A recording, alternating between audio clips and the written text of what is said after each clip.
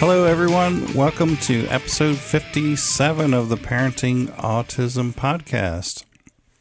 My name is Chris. I'm your host, joined by my lovely wife, Sandy. Hello. And if you're looking for us on the World Wide Web, you can find us at www.parentingautismshow.com. And if you want to reach out by email, it's parentingautism@att.net. And we have all of our podcast episodes on that website, correct? Yeah. Mm-hmm. Very good.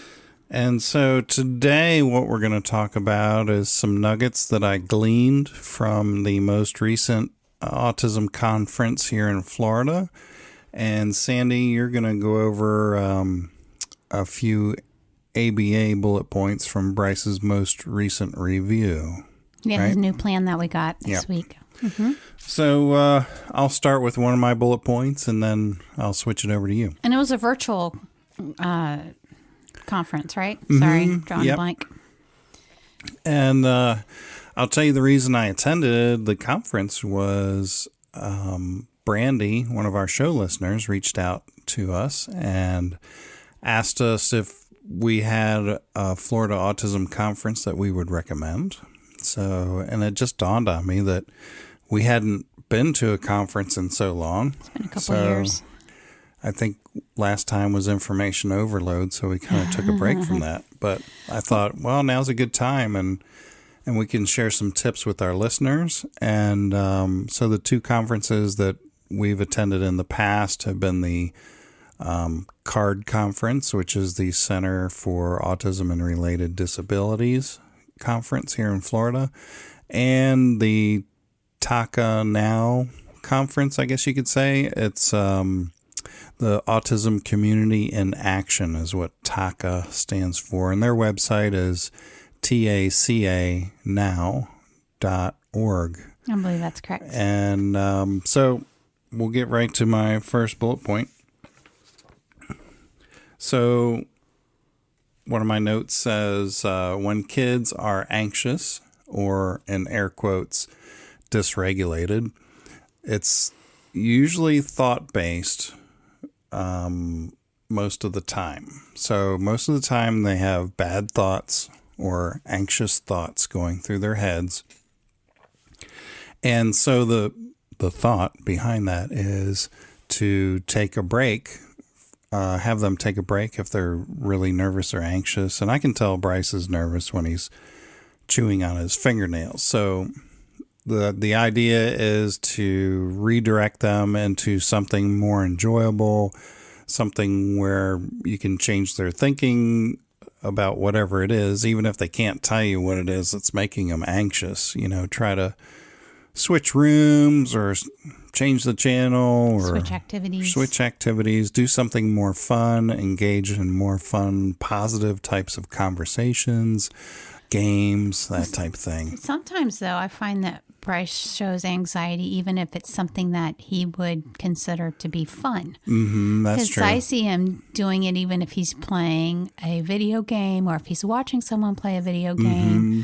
So I don't know that it would necessarily be that you have to do something else fun, but I think it's definitely changing the channel of their mindset and getting them on a different thinking pattern. Sure. Right? Or trying to figure out what's behind it. If they do have some language, like with Bryce, we're able to say now, hey, are you nervous or feeling something? And then he can comment back on that. Yeah. I mean, video games, even though they're fun, talking from prior experience, when they came out with the Atari back in 1901. I mean, you know, not 1901, but they can be a little. They can generate anxiety, you know, if you're trying to win or you're up against another opponent or you're trying to get something done and it, you know, won't let you. So they do produce anxiety to an extent. Some games do anyway. Yeah. I think that definitely is the case in competition. So So the idea is just to redirect and change everything. I think that's a really good tip. I think probably the question is how to do that. And that's what I find with the conference that we were able to do virtually this time. And because it was virtual, I could be in the room at the same time as you and hear some of the speakers. And I know that for this particular conference, a lot of people who attend it work in the field with autism, and it's probably more workers, less parents. Right. I think for this particular I would agree. one. And I just find that a lot of the stuff that I hear and the instruction or the ideas, I know a lot of that because I've been on this journey for, 5 years now. And I feel like I want to know more of the whys in the hows. Like, okay, I agree that that's an issue, but how do I do whatever it is that they're recommending that we do? Right. So in later shows, we'll be addressing things that you can do to I think that's what I would like to be able to bring. Yeah, is that sort of thing. Yes. I mean, they identify that, anxiety is one of the biggest things For with sure. kids on the spectrum. And adults on the spectrum. Yeah. I think just everybody. Yeah, that's true. The ABA. Okay, so we got our 28-page plan, which has some graphs, some words. Here you go. And I don't know if Bryce knows we're in here. He may pop in here. Yeah. But anyway, so we have 28 pages of the plan, and I went through it just to kind of get an idea of what it was all about. And I noticed that it's 5 sections that is kind of broken down. And I'm sharing this with you because I know you didn't read all 28 pages either. So they have problem behavior reduction. So we have plans to help with problem behaviors to reduce those. Self-help skills, which that's more or less safety in the community and teaching him to watch where he's walking and have more awareness. Yes, honey. Hi. Hi. People. You want to talk You to the talk people? to people? Go ahead. My job's almost going to be completed. Oh, and your construction game. Yes. Oh, he wants you to know his job is almost completed. That's awesome. Did you want to tell them anything else? Do I watch? Well, we can't watch right now because we're doing a podcast, but we can watch. Oh, are you getting ready to hit the button Okay, to go complete the ahead. job? Yeah, go ahead. I'm getting ready to. Let's hear it. Mommy, get out. I can see it too, buddy. You don't have to show both of us. Okay.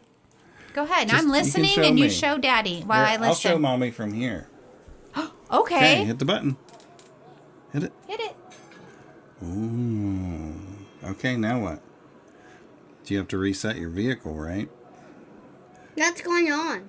Bryce and I have been playing a construction game together, and Is he I've finishing it helped him now? along the way. Yeah. Something's happened. Okay, there's something else you got to do? Something else. Okay. Okay.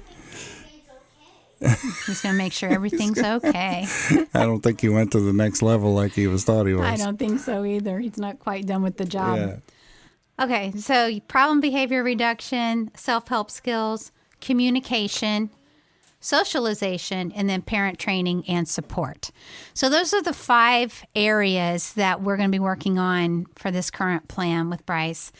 And so the first one that I'm going to talk about on here is, it was under the problem behavior reduction, and they probably have about 5 behaviors that we're really focusing on.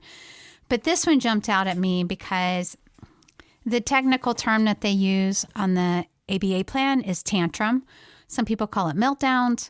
I call it just getting upset. There's different ways you can call it. But for Bryce, how it presents itself, and we've talked about this on past podcasts, is that he cries like with major tears. That's one way. He falls to the floor in dramatic fashion. That's another way. And he also will take his hand and hit on something. He's got his own rhythm, but it's like boom, boom, boom, boom, boom. And that's another way that we know that he's upset about something. So I noticed on there that this goal has been on there since we started his plan a year ago. So it's been a year that we've been working on, this type of tantrum behaviors and helping him through it. And the the goal that they have to quote unquote master it, for those who aren't familiar with ABA, is that he would only do this type of behavior one time every 3 months, which that seems almost impossible to me. Even for a neurotypical child, I would think. Right, I think. So I think that's a long stretch to only have that kind of behavior one time every 3 months. But we're working toward that. And I noticed that when we first put the plan together, it said that he was doing it like 10 times a week. And then it got down to once a week. But I don't remember it being once a week for a really long time.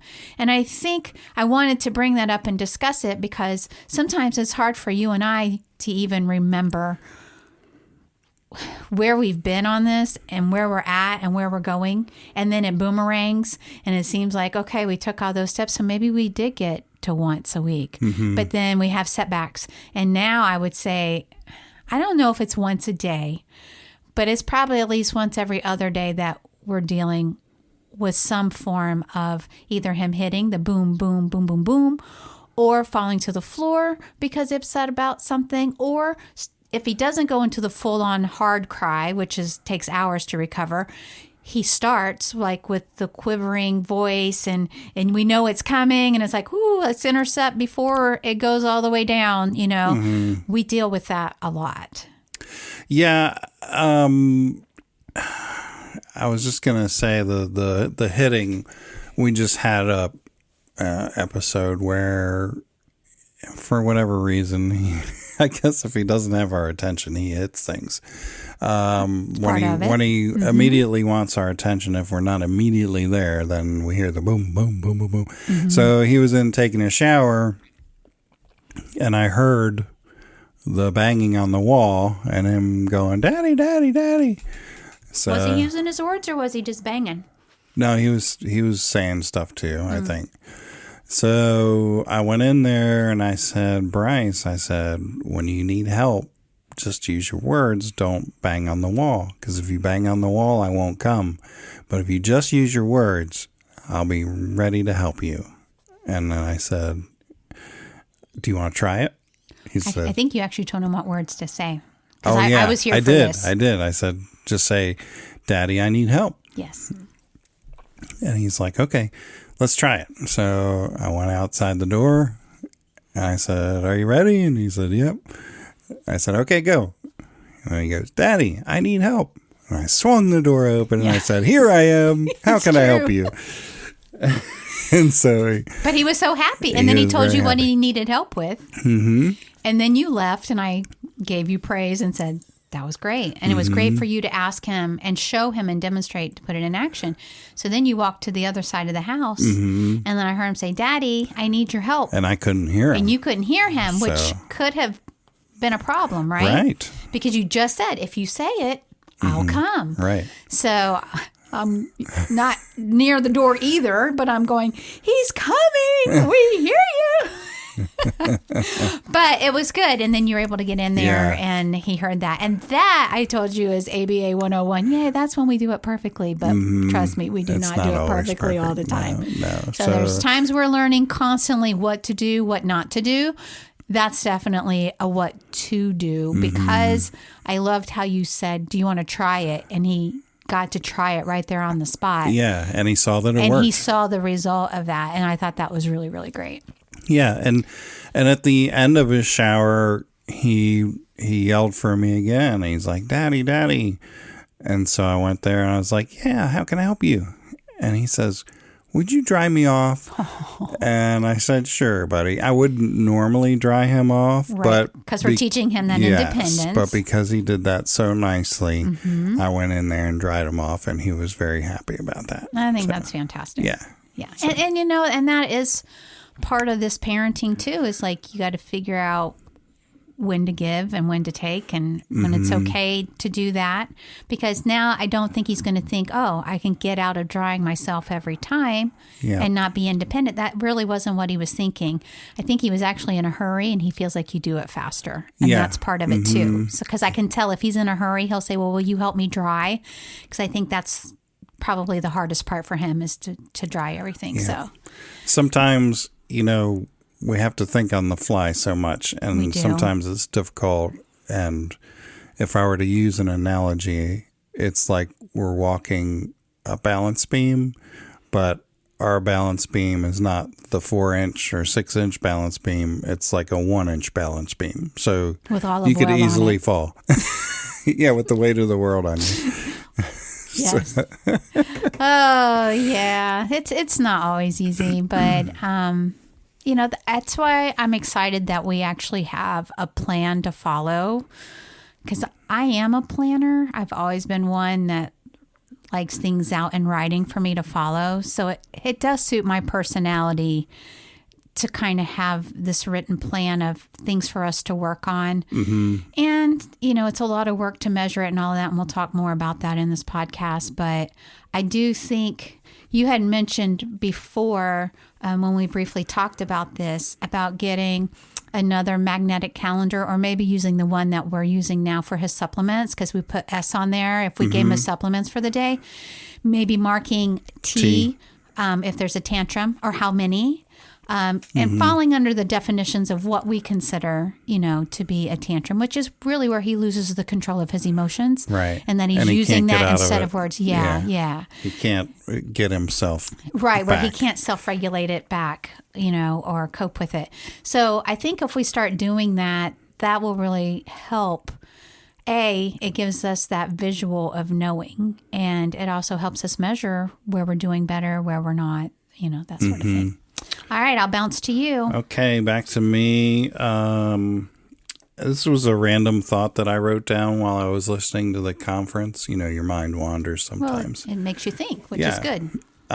So I thought that it would be a great idea if we played I Spy with Bryce, because I've noticed that he's kind of got blinders on, it seems like, most of the time, where he doesn't really see in the peripheral of his vision when he's looking for something. Like he'll ask me, where is such and such? And I'll say, well, did you look for it? And he hadn't looked for it, or he only looked like in one place and he didn't, look other places. Or if he's doing schoolwork, he's focused on one part of the page and he doesn't scan the page. So I think if we start implementing that as part of Daddy's school, or, part of our game time, that would be good for him. That'll teach him to look at the whole page when he's looking for something, and not to give up,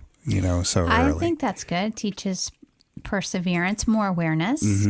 And I did try that with him recently with a Mickey Mouse book. That was kind of that concept. They had like certain things you were supposed to look on this page, and there were lots of things on that page. Like it was a little overwhelming, I'm sure, for him.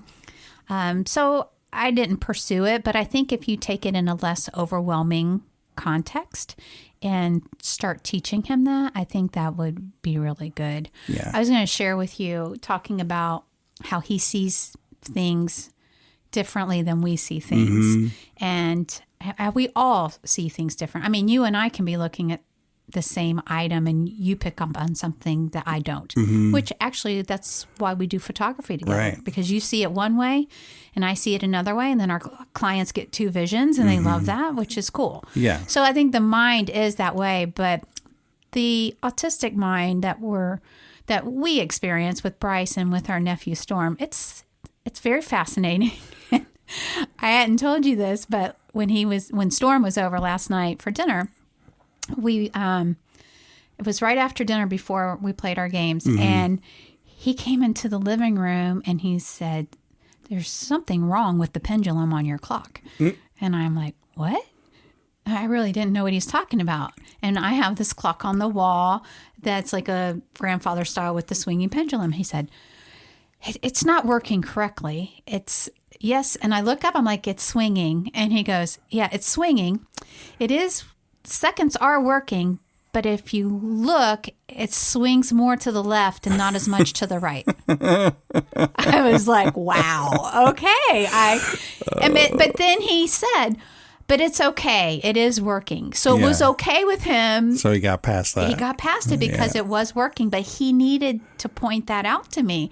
And I find that fascinating. And you know what? Every time he comes over now, he's probably going to be thinking about that. I think he may. He may not say anything. Right. But he'll look over there to see if it was fixed and if it's still doing it. It may bother him or it may not. And I wonder with Bryce, he's not to the point that he can verbalize all of that, but he is very intrigued with clocks, with Mom's clock at her house and the pendulum and stuff. So to me, it's neat. It's fascinating.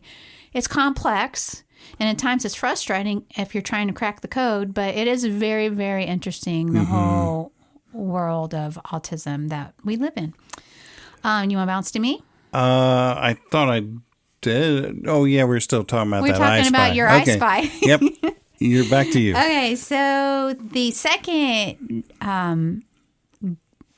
goal that we're working on that I wrote down from Bryce's new plan is a relatively new goal, but it has to do with interruptions, like the one that's about to happen in a few seconds.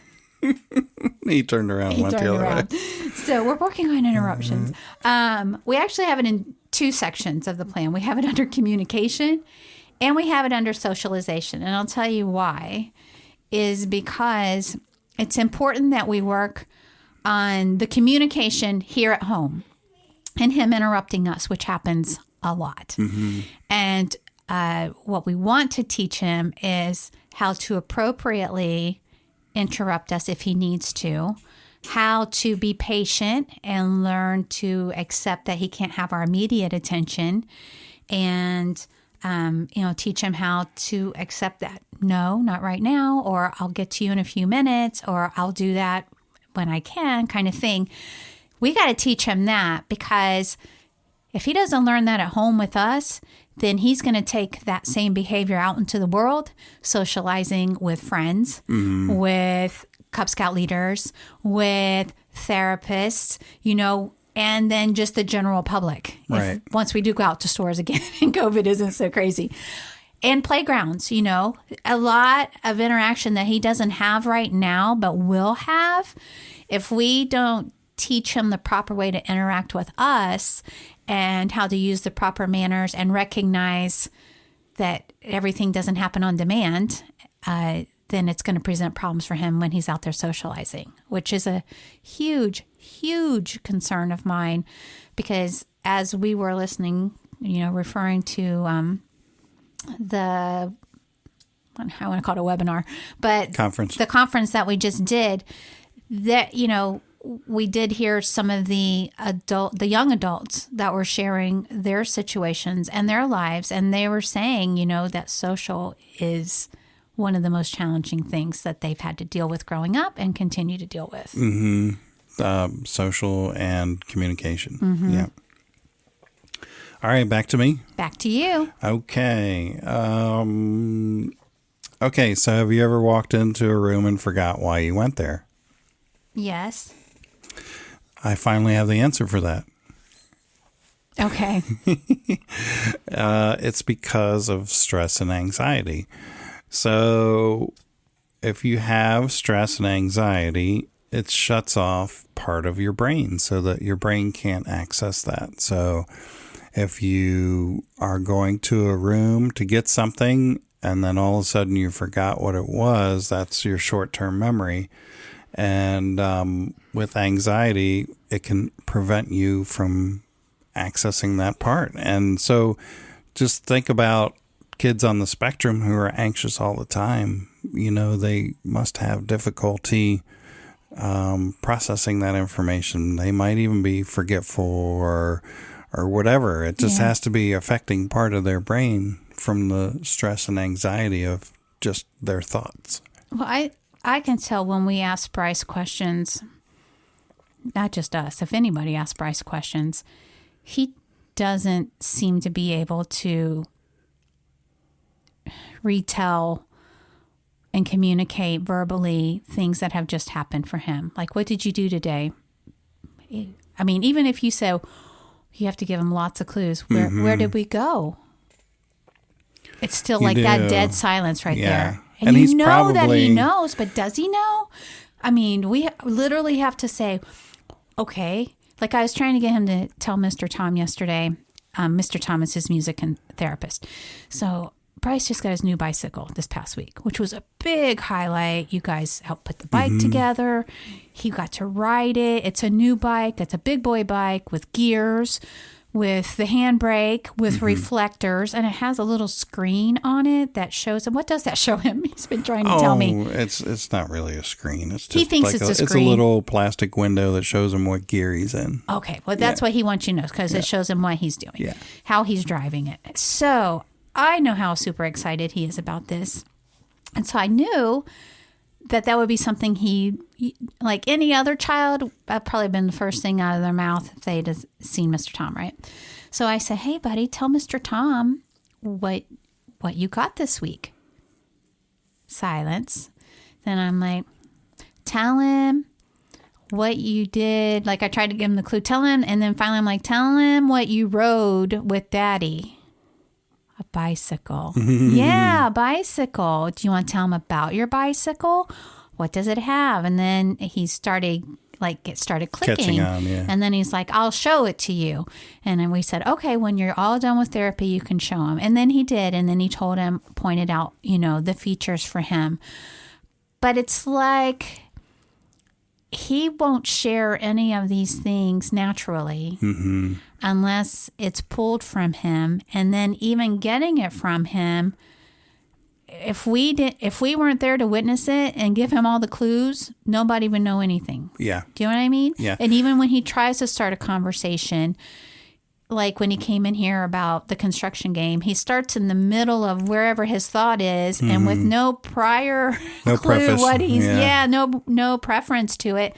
People are very lost when he's talking or what his thoughts are. That goes back to the analogy that Miss Diana once told us that our brains are like filing cabinets, and our brains have all the file folders labeled and they're nice and neat in order.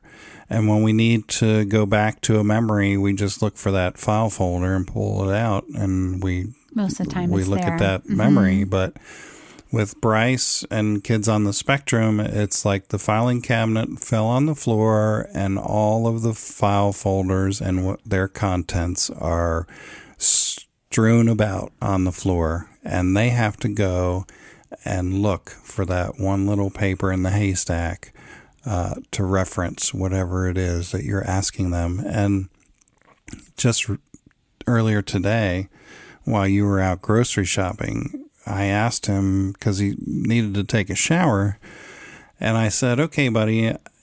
And with Bryce, you just can't say, okay, we're going to take a shower and go. It's just, it doesn't happen. So I asked him, instead of me setting a timer, I told him, I said, how much time, what should I set the timer for you to take a shower? How long do you want before the timer goes off?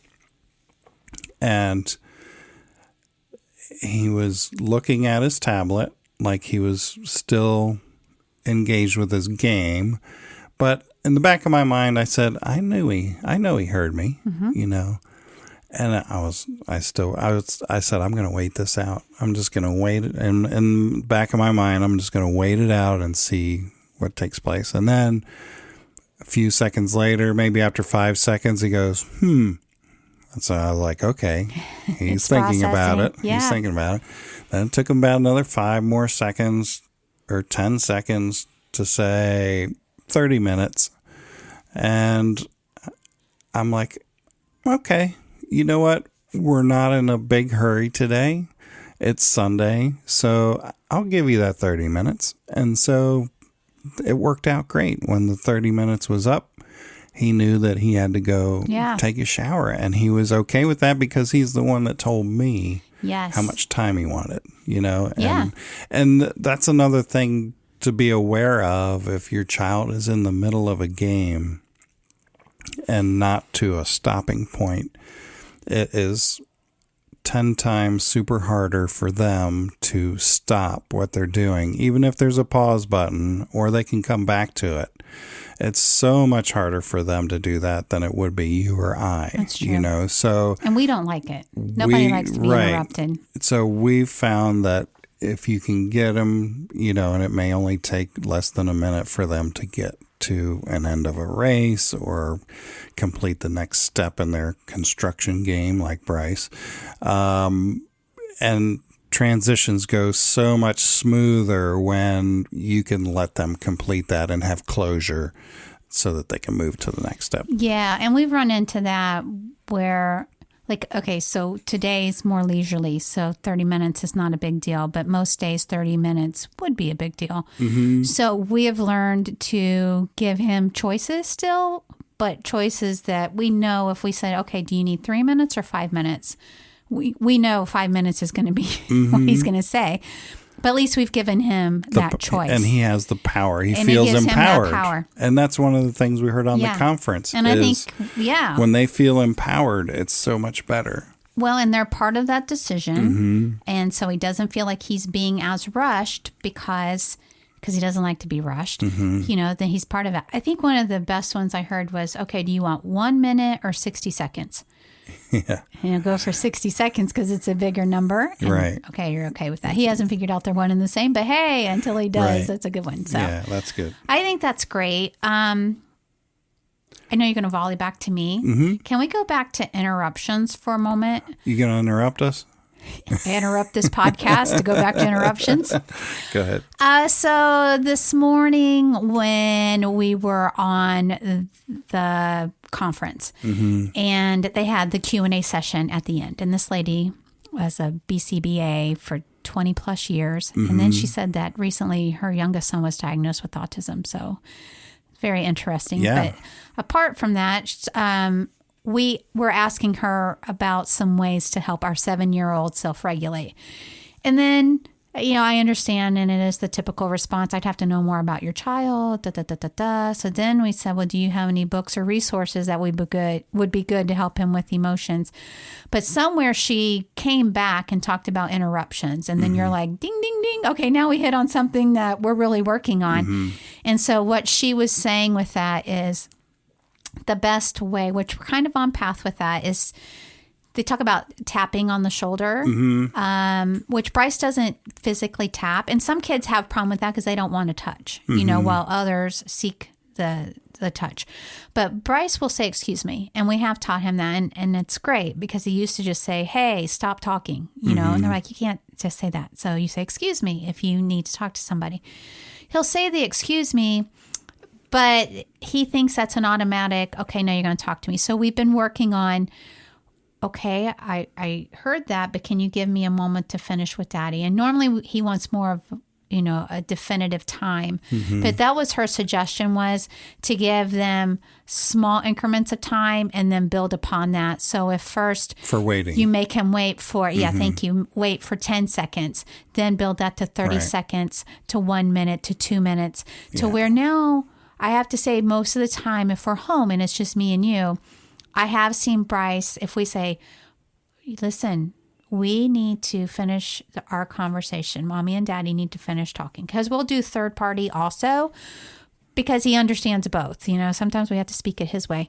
So we'll say Mommy and Daddy, we need to finish a conversation. You need to give us 5 minutes, and then we can help you with fill in the blank, whatever it was. And he'll go set the timer. And he will go set a timer, and he will go do. It's really good. And he'll find something else for himself. And we'll even say, and go find something else to do for those 5 minutes, and then you'll have our attention. And that's what we've worked on and continue to work toward. So again, not everybody out in the real world is going to so patiently say to him, okay, just give me 5 minutes and I'll get back to you.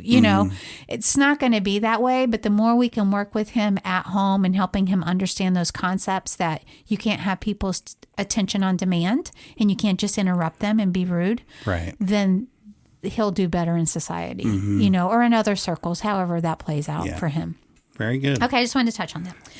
So, okay, the last thing that I put on here that I just wanted to bring up today and kind of hit on from our plan really has to do with the fifth part, which is parent training and support.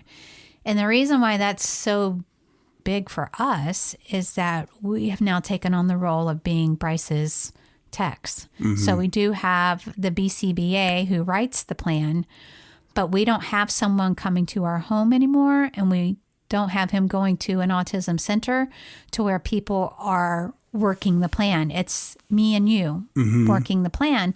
So there's a lot more expectations and certainly a lot more responsibility. What I put on here was, because I don't think you read this, so this is what our job is now. This is our job description. This is our job description. We are to collect data with an online program. So I know there's an app that she's got to give us all the login information, but we'll be recording data using that app so that it can be measured for the plan. We're going to provide what the positive and the negative reinforcements were immediately after the behaviors, or in layman terms, parent terms. How did we replace it, or what did we do to change that behavior? And that's what we're going to be doing. I'm feeling a little anxiety. So I want you to take a deep breath. Smell the candles. No, smell the roses. Blow out the candles. Smell the candle if it's nicely scented. Yeah. But smell the roses, blow out the candle. Right. So anyway, that's what we're going to be doing. As I was reading this, I just want the parents out there who are listening that we totally relate to so much of this lingo is like the Charlie Brown teacher with want, want, want, want, want. It's overwhelming and sometimes hard to understand what all is going on because there's so much science to ABA. Like I was reading the instruction here. Hypothesize the function of his behavior based on environmental antecedents and consequences. Now, 5 years ago, I would have really had no clue at all what was being requested of us because I didn't take all the classes. But now I can translate that into parent lingo and say, okay, let's figure out why he is acting that way based on where he's at and the consequence that followed his behavior. And that's really what our job is as parents, is to try to figure it out. And it's a big why. And I think those are probably the most questions that I get from listeners on the podcast is, what did you do in this situation? Because we're all wondering, why are they doing fill in the blank? And what can we do to stop that? And so I think the example was given this morning about children can be doing the same behavior or action, but for different reasons. Why? Every behavior has a function. So you just... Function means a reason, correct? Our job is to figure that out. Is like, why are they doing that? So that's the antecedent, the behavior, and then the consequence. Yeah. So the example that they gave was a child running down the hall. 4 of them. So one was running down the hall for attention, looking over their shoulder to see what the adult would say. Number 2 was running to the door at the end of the hall because the playground was right outside the door. There was another one that was running down the hall just for the sensory feedback. Yep. And the other one could be running away from something like a loud noise or something they didn't want to do, or somebody was chasing them. Who knows? So all doing the exact same thing, but for different reasons. Yeah. And so our child may be doing the same thing as your child, but our child's doing it for a different reason than your child's doing it. And that is what makes this very complex and difficult and challenging, especially when you don't have language and you don't have as much experience. I mean, I think we look to other parents, we look to the professionals, and we also look to the adults and the young adults that are older and somewhere on the autism spectrum that can shed some light to us as to why they did what they did. And while that may not be why Bryce did, it helps us. Yeah, so we have the ABC chart on our website under resources if anybody's interested in that.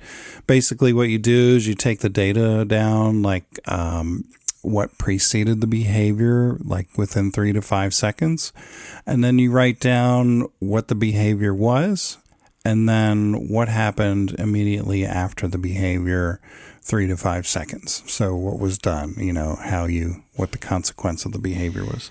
So you can check that out, and it may help you. We were talking about that earlier, and we're talking about, well, why does Bryce interrupt us the minute that we start to talk? And I'm like, I don't know. I don't know what happens before. And you're like, we talked. Yeah. That's the antecedent. Yes. And I'm like, oh, because I'm thinking, it was quiet in the house. Nobody was talking.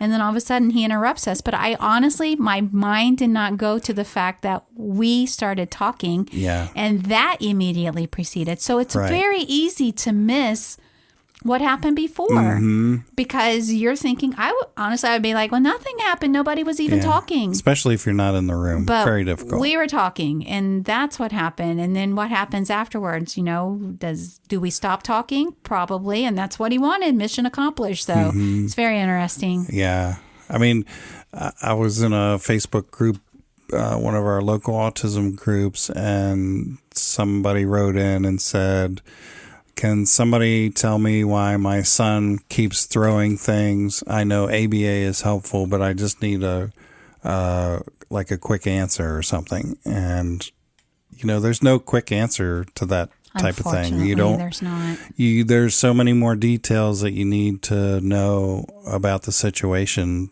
to begin to even figure that out. Yeah, that's what every person in the field says, and there's good reason. We say the same thing. All right, did you have one more? I had one more. Let's see what it is. Oh, in general, 80% of communication is nonverbal. So that's why it's important to teach our little ones what subtle cues mean, like a shoulder shrug or weird eyebrow movements or facial expressions or rolling of the eyes. Crossing the arms. Yeah, that's right, a very body good one. Language. Yep. Mm-hmm. So, typical neurotypical kids catch on to these subtle cues as they grow up. But for whatever reason, kids on the spectrum have a real hard time figuring out what these are. So we have to add it, if you will, to their curriculum. In addition to math and English, social studies, history, whatever, we need to add those social cues and how to be sociable and communication to their curriculum, because they need that instruction. And we heard it on the conference how important it is for kids to have communication lessons and social lessons, how to be sociable, what to do, how to play games. Yeah, the young adults that were sharing, they all said that social and communication were so important, and that they wish that their teachers and their parents and the adult figures in their life had pushed them and nudged them more to become more involved and to be more active, And so I listened to that, and that resonated with me, because we have Bryce in Cub Scouts now, and I wonder sometimes, is that a good decision? Is that a bad decision? Just depending on what's taking place and what's happening. But I know in my heart that it is a good decision, because we have to give him this exposure, then help him work through it. And he's willing to go. Listen, he's not the problem. He's not one to ask, hey, can I go over to so-and-so's house and play with them? Or, Mommy, can you call so-and-so's mom and see if they can come over and play with me? That's not going to happen, right. And I think that's what they meant, even though the adults at the conference, they were saying, even though they were shy and withdrawn, it didn't mean that they didn't want that social interaction. Which we know that, because every time I put a date together for Bryce, he's thrilled. He gets excited, yeah. But after they're gone, you wouldn't know that he was so excited, because, again, he doesn't express any of that. Right, he just goes back. But while they're here, he's as happy as can be. When they're leaving, he wants another date on the calendar, which tells me he had fun. He wants to see them again, but he doesn't know to come back and say, Mommy, I want to play with, Right. whoever it is, even though we know he does want to. We have to proactively help him with that until he can kind of get that on his own. Yeah. So that was my last That was tidbit. good. All right. Well, do we want to bring Bryce in so that we can wrap up and pick draw the this winner. name? Yeah, for the giveaway. Yeah. Okay. Go ahead and get that. Yeah. So I just want to thank everybody for tuning in and continuing to come back. If this is your first time, we do want to welcome you, and especially if you stuck out the whole conversation. But, Chris and I just try to come in here and as often as we can and just share a part of our world. And I think Bryce wants to pick it now. So see, we interrupted the game, but he's going to pause now and he's going to come in and draw this name. Go see Mommy. Oh, the world we live in. But I wouldn't trade it for anything. I love this boy with all I've got. Here he is. All right, come here, baby. I want you to pick a paper out of here so we can read the name. And the name is Larissa. Say congratulations. Congratulations. All right. Thank you, Bryce. Larissa, And Larissa, thank you. You're the giveaway winner. Yes. This And we're time going to around. keep it a surprise. Okay. I want it to be a surprise until she opens her mail. That's awesome. And she did send in her address, so she'll just get it in the next week or so. And I want to say thank you to everybody else that did. And There will be another giveaway, and we'll announce when that will be. But so we'll tell you when to enter again for the next one. Okay, that sounds great. Episode 57, we did it. We did it. It's in the books. Have a great week, and we'll talk to you again soon. See ya.